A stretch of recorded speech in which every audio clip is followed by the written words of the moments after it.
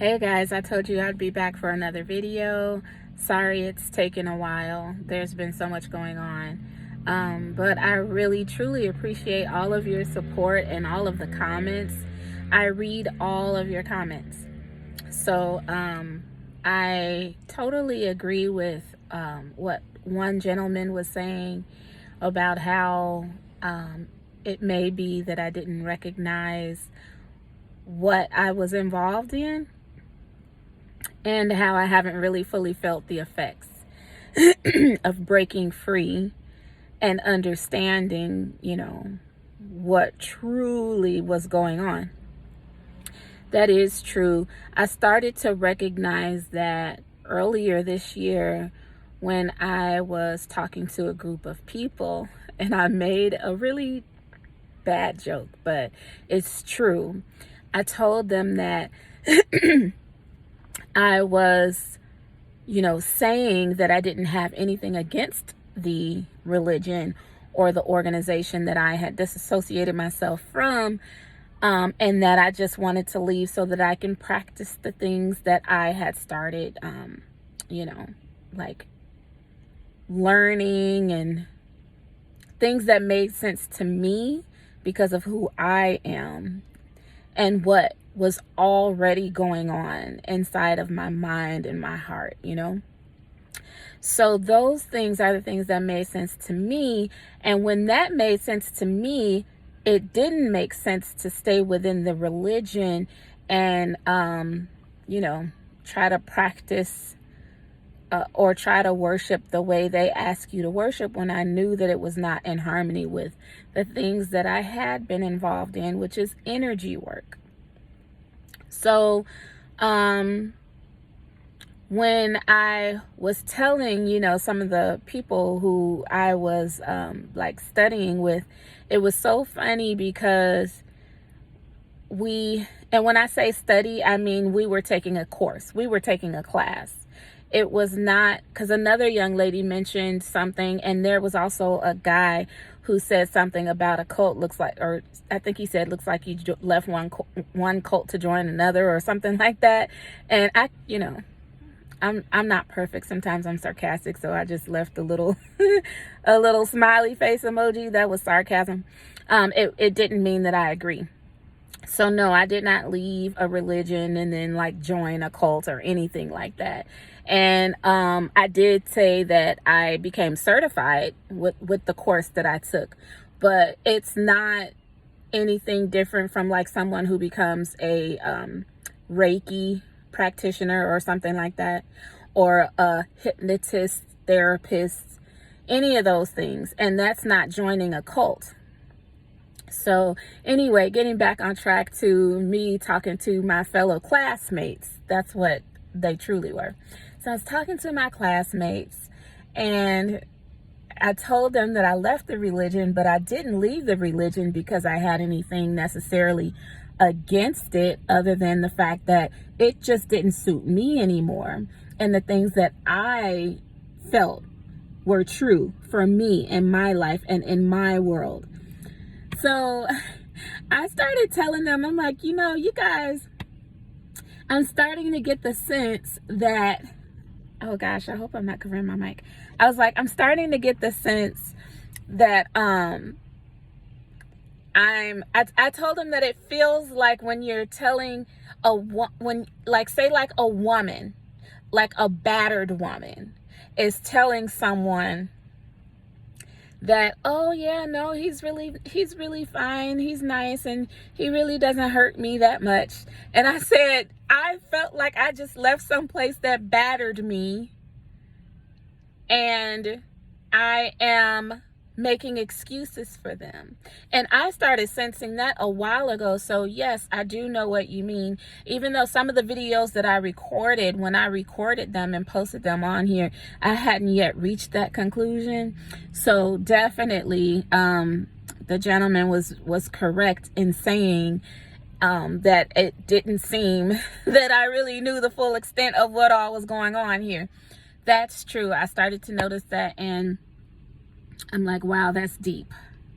That's deep. And I'm recognizing that I'm being put in this position so that I can tell my story and all the little meticulous details, whatever I feel inspired to give or to divulge, because under inspiration, I know for a fact that it means I am putting certain, occurrences that happen to me out there, because obviously there's someone who's going to really be encouraged when they recognize that they are not alone. That they are not alone, and they're not needing to suffer, So I really want people to understand that. And I know I say that in my videos, but I'm just going to reiterate it a little bit more here. You don't have to suffer. When you leave, despite what you're taught, it doesn't mean that you're not going to be happy, receive blessings. You actually get to create your own world. And that's what we all have been doing. Whether it was us allowing the religion to create our reality or whatever it is. There's a lady driving past me right now, like in this huge Escalade. And then there's like this family in front of me in a minivan, and like everybody creates their own reality. They decide what it is that they want. And, some people may say, well, it all depends on, circumstances or, but here's the thing. We make choices. Now, I know growing up in the religion, we weren't even allowed to think about college. Not back then. College was a no-no. But that still was a choice that I made. I decided to be obedient to that. I decided to submit to that. Knowing the type of person that I am, if I wanted to go to college, I would have went to college. I moved out of my parents' house at age 18. And my father was upset when I said I was moving out. He's like, "You're not moving out. You're not ready, and you're too young." And I'm like, "I'm 18 and I'm leaving, and that's that." Like, I made my choice, So people make choices, and you cannot be made to do anything that you don't just, kind of submit to. And I know a lot of people are going to have a problem with that, especially, if people are listening from the religion, my friends, my dear family. It's true though. And that's why I am here delivering this message and doing this video, because I know for a fact that I'm supposed to be explaining why it is that it's important for some of us, or any of us who decides to think for themselves, to make a choice. Make a choice. Are you going to continue to submit to something that rules over your life, even though it's under the pretense of saving your life and preserving you for an everlasting life in paradise?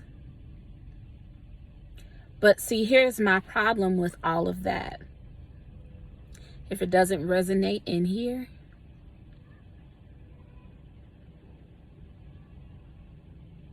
it has to resonate with me in here. With things that I have already been knowing since a very little child in my relationship with God. And then I got another comment about, you might want to do a little bit more research, and, Jehovah is a man-made name and all that. Well, I respect that. However, that's the name that I was used to. So I've never really been big on going into something that I wasn't really led to, especially if it's from a book. So if it's from a book, it has to be something that I know was an answer to my prayers, or it was information where I know, there had been a specific type of seed implanted in me, and it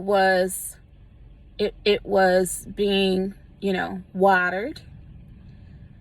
And this was all according to, what whatever my path was, the path for me. You know what I mean? So as far as Jehovah not being a real name and being aware of who I'm praying to, that's a whole other subject for me. That's a whole other subject. I know that anyone on this earth, which is what didn't sit well with me in the religion, anyone on this earth who actually wants to pray to God with a sincere heart and receive blessings. And I'm not just going to say God, because not everybody believes in God. So some of us believe in God, others believe in different forms of a higher source. That's, for me, I respect everyone. Everyone. I feel that everyone, no matter what, has a way of connecting. And when they connect, and I've seen things work out in their lives, proving that they are receiving blessings from some source that's higher than you and I, and that's not evil or wicked. That's the kind of thing that has made me feel like, that is one of the things that didn't make me feel so bad about leaving the religion. I've seen that just because they weren't worshiping the way we worship, or because they weren't using the name Jehovah or what have you, and to see that they were still having happy lives and being able to make it in life, they weren't walking tragedies. That kind of thing helped me to appreciate, I have to go with what feels right, and I didn't like to discriminate against people who weren't serving the way I was serving as one of Jehovah's Witnesses. So, it's basically a matter of every person is different. We're all as unique as our fingerprints. And that means that we're all going to have different paths and different things that have meaning to us. And it's not a one size fits all when it comes to the way people feel about their own individual spirituality. It's not a one size fits all. It's a beautiful thing too, because the same way that we are all different people and different races and different personalities and all of that, we're allowed to exercise our free will. And as long as we're not doing anything to harm each other, then our lives reflect the beauty in that and the love. It's all about love. That's one thing that I do love about the Bible, is how it promotes love. Because with the Bible, and as many of you probably also agree, it's not the only source that we use. For me, it's not the only source that I use. There are so many things in the Bible that contradict the things that I'm doing. And that's why I realized, I'm like, nah, this is just not for me. I'll find out later, but right now I know, just based off of my prayers, my gut feelings, and all of the things that I had been asking for when I was praying to Jehovah and using that name. And if you use that name, it doesn't matter what name you use, the intention from your heart is what actually matters and what is heard. So, now it's one thing if a person is intentionally, praying to someone that they, obviously is aware of is not legit or something, or that entity doesn't have the greatest good in mind. You know what I mean? So I don't really have to get into all that, but yeah, it's just one of those things, you guys, where everyone has to serve in a way that they feel the most comfortable. But my biggest thing is just making sure that it is something that a person feels is true for them internally, not necessarily what someone else told them, or not necessarily what they read in a book, unless what they read in a book can be compared and, like, come to be sort of equal with what they had already known or felt or prayed for. In other words, things that you read should be evidence for you for something that you already felt internally or had answers to your prayers regarding. That's what books are for when it comes to me and how I operate. I read books that are in harmony with what I've always known in my relationship with Jehovah God, or whatever you want to call him. I'll just say God in case some people are sensitive to that. And I do understand that, especially since a lot of the people here are ex-Jehovah's Witnesses. But yeah, so that's what it's about. If you ask me, that's what it's all about. And I'm just going to, again, reiterate, like I did in the end of some of my other videos. I want you to just take some time for you and pray or meditate and just quiet your own thoughts and reach out to your God or your higher source. You know what I'm saying? Reach out and be inquisitive. Ask for answers. Ask for blessings. That's where you're going to find all of what makes you fulfilled in life. So, dang, it's like 18, almost 19 minutes now. So, I'll just leave it right there. I know I said a lot. I've been jumping subject to subject, but again, I know I'm probably gonna have a lot of questions from this video. Please leave your comments and questions below and I'll get back to you. And I love you guys. Thanks for your support.